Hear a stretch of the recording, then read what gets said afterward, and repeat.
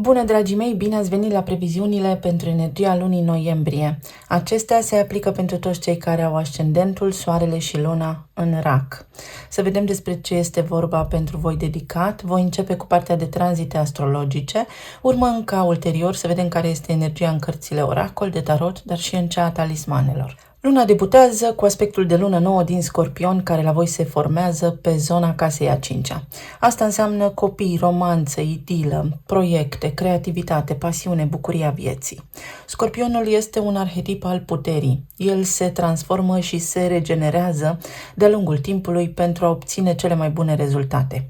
Evident că o lună nouă vine cu noi oportunități și posibilități de schimbare. Desigur că Scorpionul vine și cu misticism și cu putere de atracție și cu foarte mult magnetism la pachet. Voi vă poate ajuta foarte mult în zona creativității, în zona relațiilor de iubire, unde vreți să fiți mai profunzi, unde simțiți nevoia să aduceți ceva în plus în viața voastră. Puteți cunoaște oameni noi, vă puteți recâștiga încrederea în voi înșivă, creativitatea, bucuria vieții, pasiunea de a face lucruri noi. Sigur că prin a identifica ceea ce nu funcționează și prin a vedea partea plină a paharului. Veți avea cum să accesați puterea interioară din voi, să transformați aceste aspecte importante. Poate pentru unii dintre voi este o sarcină sau pentru alții dintre voi ia naștere acum ceva grandios în viața voastră. Ulterior, sigur că Mercur își începe tranzitul prin semnul de foc al Săgetătorului, iar pentru voi se activează casa sănătății și a rutinei. Ce se întâmplă la locul de muncă, zona care ne vorbește și despre animalele de companie și despre oamenii care nu sunt neapărat prieteni, li se mai spun dușmani declarați, sau zona care ne oferă foarte multe indicii despre oameni foarte înțelepți, maestri care ne pot traversa viața pentru a ne ajuta, de la care să avem ce învăța. Vine cu foarte multă înțelepciune și capacitate de sinteză. Iar Mercur, pentru că este guvernatorul Gemenilor, vă indică faptul că puteți ajunge la o concluzie sănătoasă, dar luând în calcul niște pași foarte importanți, cercetând și documentându-vă. În rutina voastră este nevoie de expansiune, este în mod evident aici o nevoie de a face ceva în plus, de a face ceva care nu este neapărat repetitiv. Poate fi și o încântare în perioada ce urmează la locul de muncă, să vă facă mai multă plăcere, să petreceți timp cu ai voștri colegi sau poate fi ceva ce vă motivează și vă stimulează în viața voastră la nivel de rutină. Aici sigur că pot apărea noi idei, noi cercetări, noi gânduri despre sănătate, despre cum să faceți să fiți mai sănătoși și există alternative foarte benefice pentru ca voi să vă simțiți bine la nivel de sănătate, să ieșiți mai mult în aer liber sau pur și simplu să vă documentați. Este vorba despre credința voastră. Ce credeți voi că se poate întâmpla, aia se întâmplă. Să aveți grijă la tiparele, la modul în care voi gândiți, pentru că în general cam asta se întâmplă. Mai apoi vorbim și despre conexiuni cu străinătatea, poate cunoașteți oameni noi, poate apar în viața voastră oameni care au și o altă perspectivă și un alt punct de vedere și sigur că împreună veți construi un castel mai solid. Apoi vom avea parte de o zi un pic mai încărcată, un moment de semicriză, să îi spunem așa, pentru că se formează două opoziții între Venus și Jupiter, dar și între Marte și Pluto, pe data de 3, unde sigur că pe voi vă vizează în mod direct, pentru că Marte este încă în rac la voi, pe casa 1, iar Pluto este în mod evident pe casa 7 la voi, ceva chestiuni legate de relații, de parteneriate. Întreaga lună va lucra așa la un fel de redefinire a scopului vieții, care pe voi vă avantajează, mai ales pentru că Pluto în curând va ieși de aici, din zona casei a 7, unde l-ați avut în ultimii 15-16 ani. Ulterior, Marte își schimbă semnul, iese din rac și se mută în Leu, la voi pe casa a doua, și vine cu energie, cu vitalitate și cu determinare. Leul este semnul generozității, este semnul voinței proprii. Această casă a doua înseamnă banii mei, stima de sine, modalitatea în care eu pun preț pe ceea ce am. Iar Marte este planeta acțiunii, este voința și determinarea noastră. S-ar putea să fiți orientați pe zona financiară în această perioadă, pentru că ceva simțiți voi că se transformă și la nivel de carieră și la nivel de activitate profesională, ceva creșteri pot apărea aici, pentru că, în esență, leul este strălucitor, înseamnă și opulență, și eleganță, și lux, sau poate este un moment foarte bun să investiți, iată, în aur, în monede și în lingouri. Este doar o idee, voi faceți cum considerați că este mai bine. Sigur că poate veni acest tranzit și cu foarte multă încredere în voi și vă crește stima de sine, vă simțiți mult mai capabili, ca de obicei, iar în cazul în care nu o faceți, este un tranzit foarte bun să începeți să aveți mai mare încredere în voi. Apoi Venus intră în Capricorn, la voi pe casa a 7-a și va aduce foarte multă seriozitate sau poate voi vreți mai multă organizare în zona relațiilor de cuplu sau în zona de business, în cazul în care sunteți antreprenori, sau în modalitatea în care interacționați cu ceilalți și cum îi vedeți voi pe aceștia. Această casa a 7-a vorbește despre ceilalți, clienți, parteneri de viață, parteneri de afaceri, prietenii cei mai buni, iar Capricornul este semnul organizării. Este un arhetip foarte eficient, foarte structurat, care de asemenea dă și foarte multă dovadă de seriozitate. Venus, zeița iubirii, atrage așa magnetic mai multe contracte noi, mai multă seriozitate în relații. Poate veni acest tranzit și cu cereri în căsătorie, cu relocare, mutat împreună, pentru că am avut luna nouă pe data de 1 în Scorpion, pe zona casei a 5-a, unde simt dintr-o dată că vreau să-mi organizez viața, să mă mut cu tine, alături de tine sau să iau o hotărâre serioasă în ceea ce te privește. Apoi pe 15 Saturn își reia mersul direct în Pești, pentru voi în zona care marchează călătoriile pe distanțe lungi, casa a 9-a, religia, credința, filosofia despre viață, tot ceea ce are legătură cu aspecte legale, cu planul internațional, străinătatea, dar și cu studiile aprofundate. Peștii sunt un semn al transcendenței, un semn în care toată lumea are acces la absolut tot și orice. Saturn este guvernatorul Capricornului, este cel care oferă după plată și răsplată, dar este și cel care, prin exigență sau prin blocaje, te învață o lecție foarte importantă. În acest context, lecția credinței, ce crezi aia ți se întâmplă, sau în acest caz îți poate arăta cum să nu te amesteci, să nu te afiliezi sau să nu te mulezi, să nu te iei după ceilalți, după ceea ce cred ceilalți. Un rol foarte important îl are Saturn aici, pentru că puteți acum să avansați în toate direcțiile importante din viața voastră. Se produce și luna plină în Taur, pe casa voastră a 11, care vizează în mod direct planurile de viitor, aspirațiile voastre, sensul pe care acum îl aveți, anturajul, grupurile de oameni din care faceți parte și așa mai departe. Taurul este un semn de pământ foarte, foarte stabil, pe semne că voi cumva acționați foarte prudent când vine vorba despre viitorul vostru. Este și un semn al banilor, este și un semn care indică prosperitate. O lună plină vine cu o finalitate, cu o concluzie, capacitatea sau abilitatea de a corecta niște investiții anterioare, niște decizii luate anterior, să faceți așa un fel de evaluare a lucrurilor care s-au întâmplat până acum pentru a putea să o luați în altă direcție sau să le corectați. Sigur că vine și cu o nevoie de a certifica ceva, de a avea o garanție.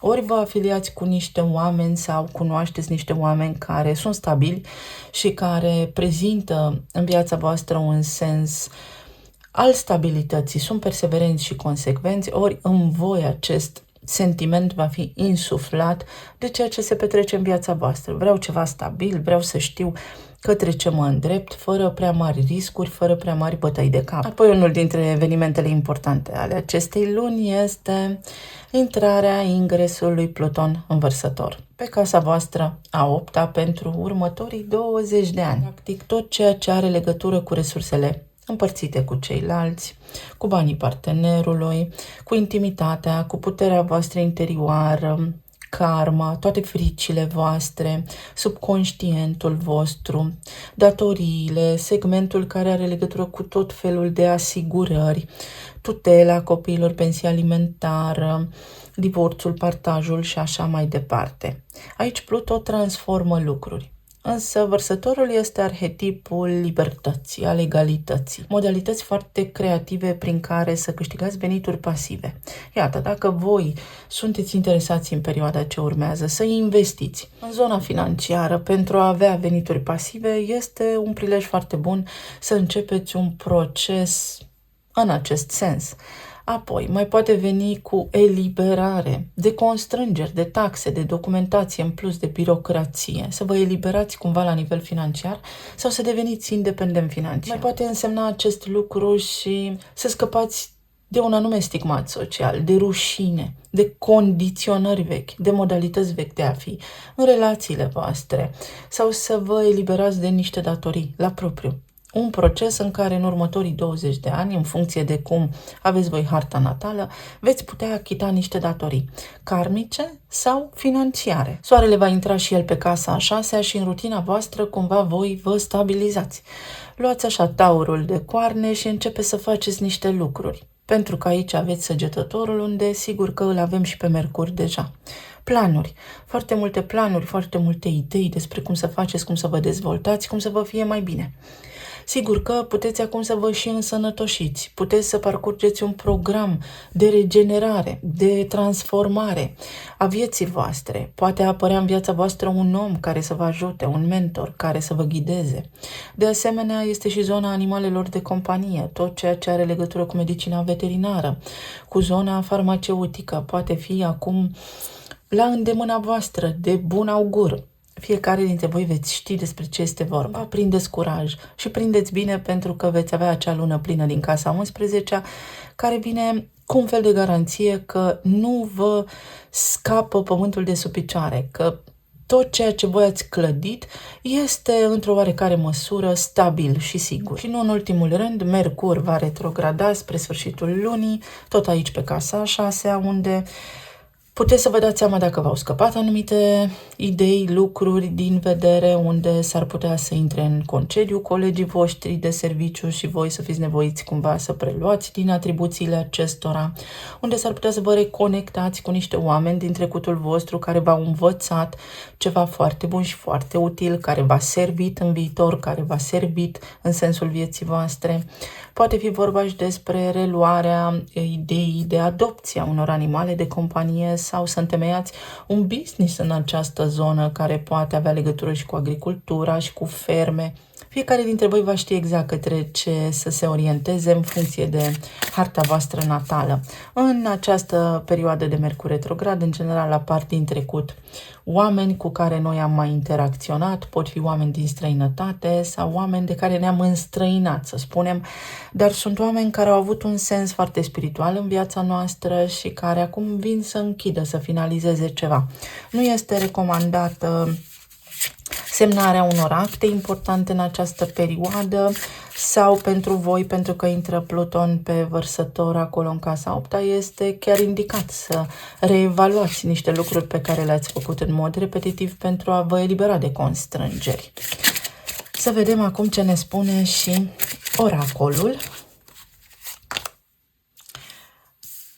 Visarea, visurile și visele tale. Să fiți atenți la ceea ce visați sau să îndrăzniți să vă faceți planuri mari de viitor pentru că pot fi sustenabile. Sau poate fi vorba despre corectarea, ajustarea planurilor de viitor, despre faptul că vă dați seama unii dintre voi unde ați fost prea idealiști, unde ați luat niște decizii pripite anterior și acum puteți corecta. Pentru că avem aici o lună, iar luna reprezintă subconștientul. Îndepărtarea fricilor poate fi pentru voi leitmotivul acestei luni. Ușor să o faci. Este o lună în care vă ies lucrurile. Planurile voastre se pot pune în practică, pot fi, așa cum am menționat, niște idei geniale care acum să prindă contur și să reușiți să faceți ceva ce anterior nu puteați. Și datorii plătite, pentru că am menționat mai devreme, când am vorbit despre tranzitul lui Pluton în Vărsător, că voi veți achita foarte multe datorii. Sau Pluton începe și marchează această perioadă în care nu mai datorați nimic nimănui, în care vă eliberați, pot începe niște situații în acestea de viață în care oameni, diversi oameni să plece din viața voastră pentru ca cei potriviți să intre. Este un sentiment de plutire, vedeți, avem culoarea mov, predominant aici avem și cuvântul vis sau visare, care aparține peștilor, este Neptun, guvernatorul peștilor și Jupiter din Gemeni în acest moment, iar voi în pești aveți acum pe Saturn. Credința voastră despre viață vine cu un sens al maturității această lună, vine cu foarte multă stabilitate, cu rezultate sau cu soluții la niște probleme mai vechi. Aici avem văduva neagră, care vorbește despre arhetipul vărsătorului, despre libertate, despre eliminarea codependenței, dar și despre toxicitatea unor situații în care ați fost implicați, despre control, despre faptul că poate v-ați lăsat controlat de mediile de socializare, de societate, de niște convingeri vechi, de formatorii voștri de până acum. Poate ați avut relații toxice, poate ați avut o gândire mai pesimistă, să spunem, și toate aceste lucruri pot acum fi eliminate, pot fi înțelese cel puțin. Niște situații încălcite se rezolvă. Aici avem casa a treia. Pot fi implicați frații, familia extinsă, vecinii, comunitatea, cartierul. Fi vorba despre cursuri care durează puțin, drumuri, călătorii pe distanțe scurte, poate o frică de a călători, un rău de a călători. Tot felul de lucruri care până acum v-au încurcat, acum se pot rezolva. Să știți că păianjenul este un arhetip al supraviețuitorului, este concentrat pe rezultat, el nu se oprește până ce nu obține ceea ce își dorește. Și aici avem o casă a șasea în leu și cortina, aplauzele la scenă deschisă, recunoaștere, faimă, prestigiu, celebritate, admirație, sensul vieții tale. Să fii atent la lucrurile pe care ți le dorești și să tragi cu arcul direct la țintă. Foarte interesantă energia, pentru că voi veți putea scăpa de frici și de lucruri toxice, de tot ceea ce anterior vă bloca. Uite, avem asul de cupe aici și 2 de cupe. Poate în relațiile de iubire găsiți puterea în voi să vă îndepărtați de oamenii care v-au făcut rău, de oamenii care nu sunt potriviți, de niște prieteni, de un mod rigid de a gândi. Vă maturizați, creșteți, lucrurile capătă sens în viața voastră. Orice vârstă am avea, maturitatea aceasta înseamnă maturitate spirituală. Soarele, regina de bâte, 2 de bâte și nebunul. Planuri pentru viitor, planuri noi de viitor.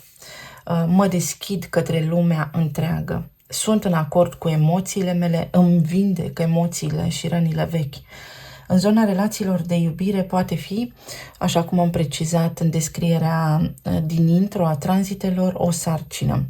Fie auziți despre venirea pe lume a unui copil, fie este vorba despre perioada copilăriei voastre, când voi erați bebeluși, fie este vorba despre relația cu energia feminină din viața voastră, la nivel general, ori cu emoțiile voastre, ori cu mama, ori cu femeile. Poate fi vorba despre o planificare mai intuitivă a viitorului. Simțiți că ceva este bun pentru voi și acesta este un prilej extraordinar de bun să acționați în acea direcție.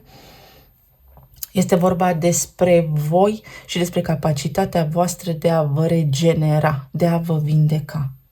Pentru cei care sunteți singuri, veți avea un prilej foarte bun să luați niște hotărâri, ce vreți de la viață, ce fel de partener, cât de specific, ce sunt detaliile despre acesta, pentru a putea cunoaște pe cineva. O casă a șasea în leu vine cu foarte multă forță, vitalitate, dar și cu copilărie, cu incapacitatea de a crea o legătură emoțională puternică cu cineva. Mai degrabă vine cu o nevoie de a fi în permanență protejați de ceilalți. Poate găsiți utile aceste informații și găsiți în voi, de fapt, puterea de a vă iubi pe voi înși vă. Cei care sunteți în relații de cuplu, mai ales dacă sunteți domni, există aici niște planuri foarte importante. Ceva se întâmplă, ceva planificați, vă puneți în acord, stați de vorbă și lucrurile se pot remedia. Poate exista și o discuție despre separare pentru unii dintre voi, dar va fi ceva amiabil, fără durere, fără să doară și fără să vă apese sufletește acest eveniment, ci mai degrabă să vă simțiți ușurați ca și când ați fi renăscut. Pe de altă parte este vorba despre parteneriat, despre a plănui împreună următoarea activitate, despre a plănui împreună pașii pentru un viitor mai bun, despre a avea încredere că ne revenim, că suntem bine, că putem face niște lucruri împreună. Cei care sunteți în perioada de separare, aici energia vă spune să luați o hotărâre, pentru că este foarte ușor să vă vindecați acum. Vă susține energia să scăpați de niște lucruri toxice. Voi l-ați avut 16 ani pe Pluton Capricorn acolo și ați trecut prin tot felul de situații, de diverse evenimente care v-au arătat cine este bun pentru voi și cine nu, sau cum să faceți să creșteți într-o relație, cum să fiți voi într-o relație. În zona planului profesional, urcați, ascensionați, creșteți la nivel profesional, creșteți la nivel spiritual de asemenea. Și trebuie să luați o hotărâre. Mai poate fi vorba despre faptul că Saturn își reia mersul direct aici în Pești și se schimbă ceva în viziunea voastră despre viață, în credința voastră, în ceea ce ați crezut voi până acum. Pot fi niște vești din străinătate, pot fi colaborări noi cu străinătatea, pot fi noi reglementări, noi contracte pe care să le semnați acum. La nivel de sănătate, trebuie să luați o hotărâre. Regina de bâte este arhetipul leului. Este ca și când acum, în funcție de stima voastră de sine, vă dați startul organismului. Începeți să faceți niște lucruri, inclusiv activitate fizică, inclusiv lucruri benefice pentru sănătatea voastră, pentru a vă simți mai bine, pentru că a venit timpul. Și veți vedea că și cei din jurul vostru vor observa la voi o diferență, parcă plutiți și vor fi interesați să vadă cum ați reușit. Să vedem mai departe. 2 de spade. Există o mică teamă de viitor aici sau există ceva bun și ceva mai puțin bun. Este ca și când în permanență vă este umbrită bucuria de o situație sau de diverse situații care se petrec și pe care acum le puteți depăși. Puteți avea complet ceva doar al vostru. Pajul de bâte și 6 de cupe. Vă reveniți. Voi puteți scăpa de niște frici. Aici este vorba și despre casa a doua, unde s-ar putea în ultima perioadă să fi avut voi niște restrângeri la nivel financiar, să fi fost nevoie să vă abțineți, să fi fost nevoie să planificați mai bine pașii, bugetul. Poate fi vorba și despre venitul partenerului vostru de viață sau veniturile celorlalți care au suferit o modificare. Dacă sunteți antreprenori în business, parcă situația nu a fost atât de prosperă ca anterior și acum Pluto vă ajută să vă creați rețele noi de oameni, vă ajută să treceți peste niște condiționări, peste niște blocaje pe care le-ați avut pentru a vă putea extinde. Este o ofertă aici care vi se face, este o posibilitate de noi parteneriate, este o nouă persoană pe care o puteți cunoaște sau revenirea cuiva în viața voastră, dar aici nu este oricine. Este o persoană care rezonează foarte mult cu voi, poate fi la nivel profesional, să reluați o colaborare profesională sau poate fi la nivel spiritual, emoțional, ca și o relație de iubire, pentru că persoana respectivă rezonează foarte mult la nivel de informație, la nivel de coduri energetice cu voi, la nivel de suflet. Sau puteți stabili să mai încercați odată, vă trasați niște planuri de viitor foarte concrete, foarte stabile, vă acordați o perioadă de timp pentru vindecare, pentru remediere, atât în relațiile voastre de iubire, cât și în relațiile cu ceilalți sau în relațiile de afaceri, de parteneriate. Poate fi și relația cu angajatorul, unde spuneți, ok, mai aștept până la data X să văd cum se aranjează lucrurile. S-ar putea să faceți această amânare din teamă de a vă asuma ceva sau dintr-o lipsă de curaj pe care îl puteți căpăta acum pentru că intră Marte în Leu. 4 de monedă. Din lipsă de curaj sau pentru că este un loc călduț, vă este teamă să încercați lucruri noi, dar și pentru că ați muncit mult să obțineți ceea ce aveți. Și Regina de Spade. Atipic arhetipului vostru, care este emoțional, voi trebuie să fiți foarte raționali și veți avea cum să accesați rațiunea aceasta din voi prin intrarea lui Pluton în Vărsător, dar și prin faptul că Saturn își reia mersul direct în Pești. Și devine totul mai clar, devine acum transparent ceva pentru voi. Aflați niște informații care vă sunt foarte utile, rezolvați niște treburi foarte importante la nivel legal sau legislativ.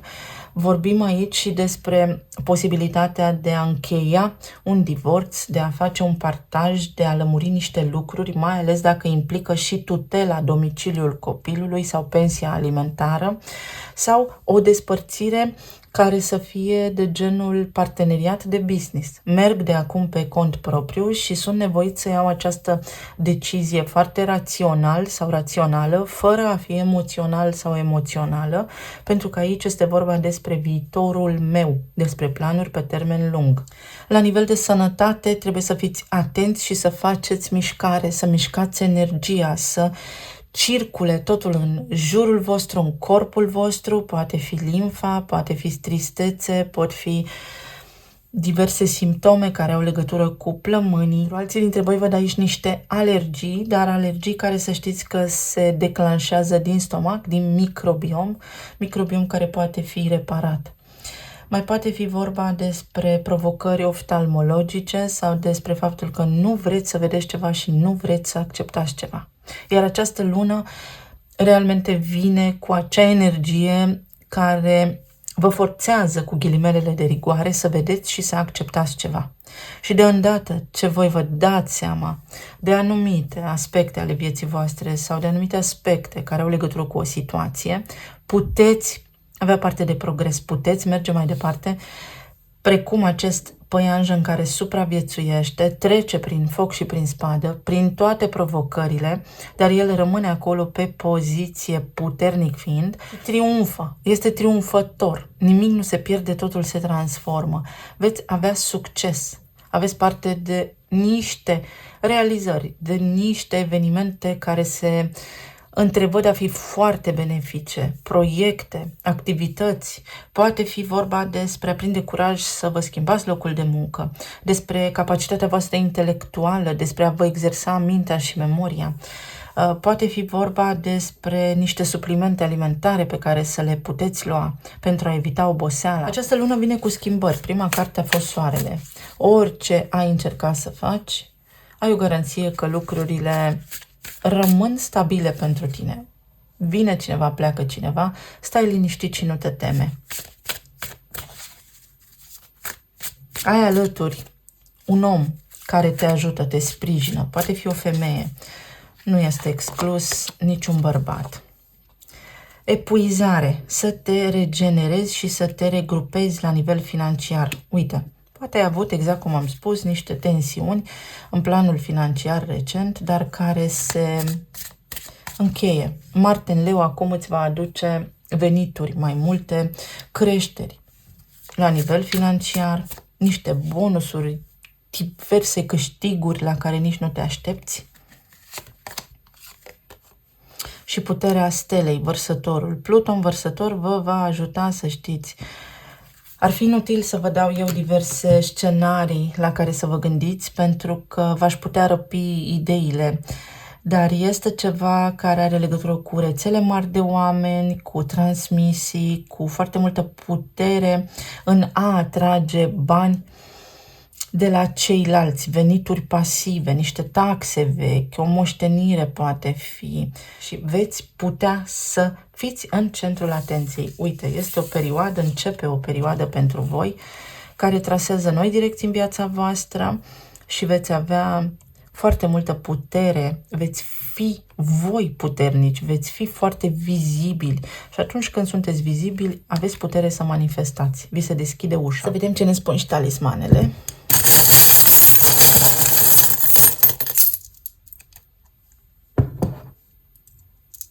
Nebun după tine.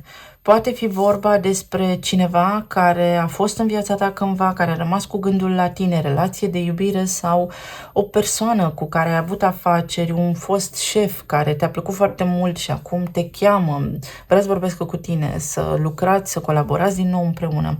Poate fi vorba despre o persoană pentru care ai însemnat foarte multe lucruri, cu care te poți reconecta sau cu care trebuie să întrerupi acest ciclu karmic, să lași pentru totdeauna. Oricât de multă pasiune ar fi fost, oricât de intens ar fi fost totul acolo, deoparte, acea conexiune pentru a te putea vindeca. Pentru că te încurcă, îți încurcă judecata, vei înțelege ce s-a întâmplat acolo. Uite, dacă aveți animale de companie, atenție la ochișorilor, la cataractă, la diabet de asemenea. Pe de altă parte, cumva animalele, să știți că au un sens important în viața voastră, ori vă este teamă de ele, ori le iubiți, pentru că așa este energia, ori da, ori ba. Puteți adopta animale de companie, poate fi vorba și despre faptul că vă îndoiți că cineva este corect.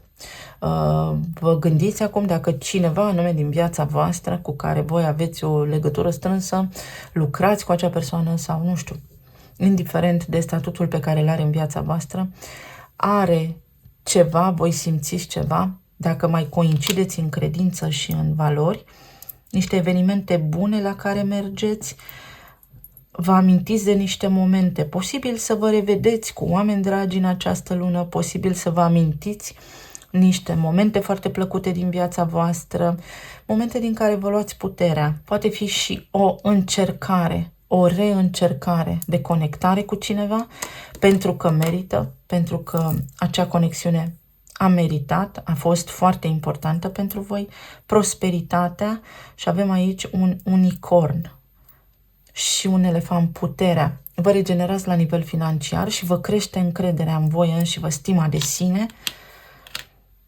Avem arhetipul gemenilor, aveți gemeni în casa a treia, puteți relua comunicarea cu cineva, puteți relua niște cursuri, vă reapar niște gânduri despre cum să faceți anumite lucruri, poate fi o întâlnire cu foști colegi de clasă, o întâlnire cu oameni care au făcut parte din comunitatea voastră, în copilărie, adolescență sau acum mulți ani, vecini.